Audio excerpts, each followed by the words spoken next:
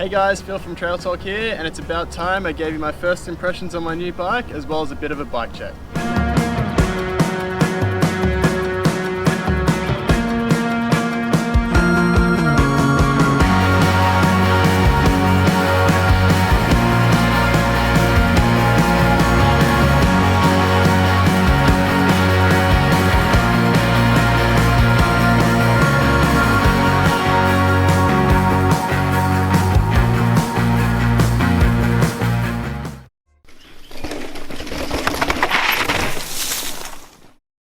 So let's get into it. The bike is a CRAFTWORKS ENR V1.1 based out of good old Adelaide in Australia. When you look at the bike, you're immediately drawn to that linkage and idler pulley. So as you know, high pivot bikes are so hot right now, and I had to give one a go. However, the CRAFTWORKS is a little bit different to other high pivot bikes on the market. You'll notice that the idler pulley is on the upper link, so it's not in a fixed position like a lot of other high pivot bikes out there.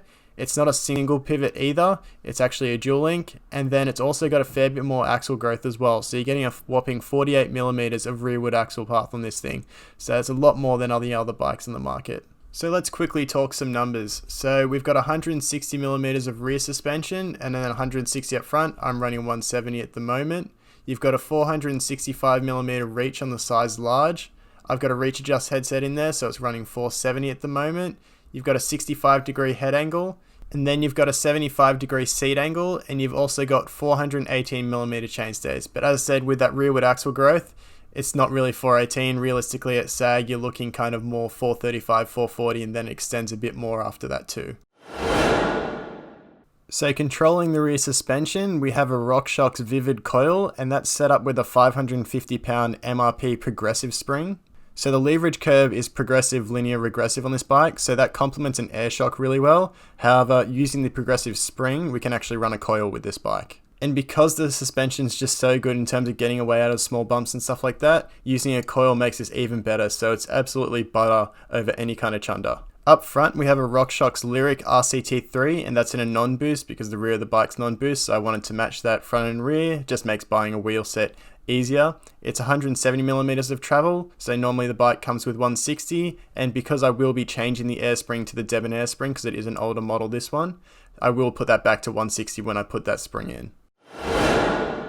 So moving on to the drivetrain now, it's a bit of a mismatch of sorts. So we have Shimano XT cranks, and they're 175mm long.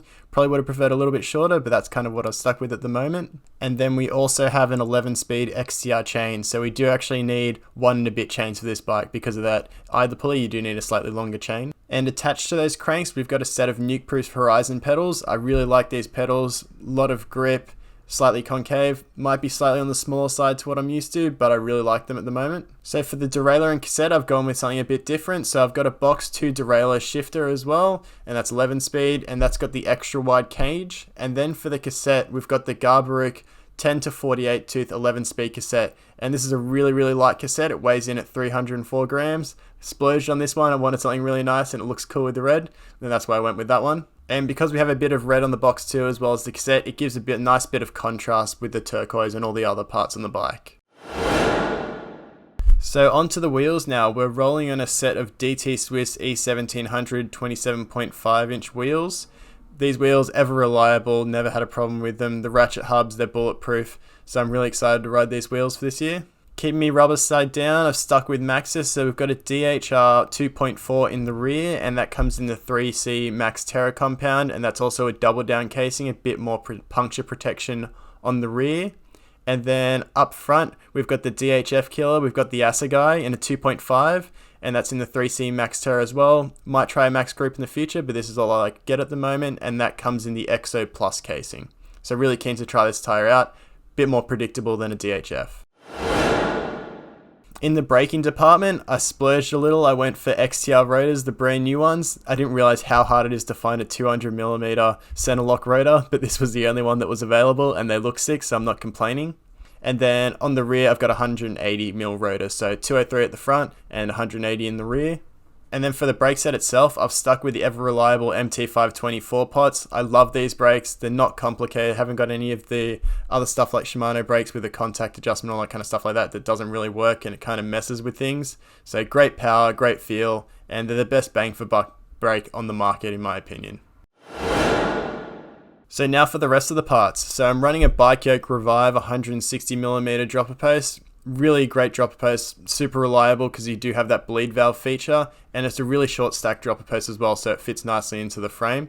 And the actuation of the dropper post is taken care of by the P&W loam lever in turquoise. Again, had to get everything color matching. This was a bit of a splurge, but the lever feels really, really good. And then for a bit more turquoise, we've got some Deity kit because it looks awesome. No other reason, I just really like Deity stuff, it looks sick.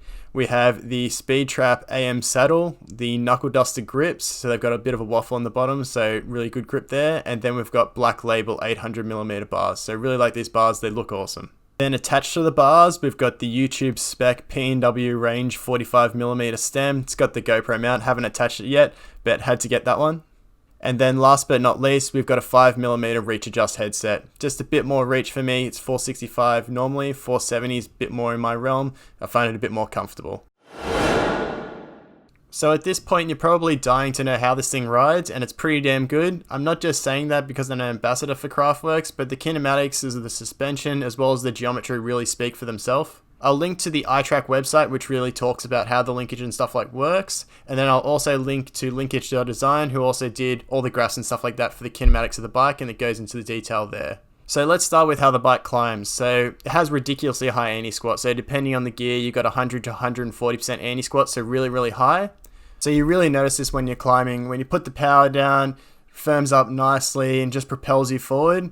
However, with a lot of other bikes with high anti-squat, you'll find when they do firm up, they don't really have that small bump compliance that you want. So going over really chunky stuff, they get hung up or you just buck around. You're not really tracking the ground really well. But because you do have that rearward axle path, it gets out of the way of things and it still retains that kind of suppleness that you really want. So it's active when you want it to be, so going over those small stuff, but really it's firm when you want it. So you're not bobbing around really at all. So it's really good descending too. As you know, I'm a 29er fanboy, especially in Sydney where you've got a lot of square edge hits, a lot of gaps between rocks and that kind of stuff like that.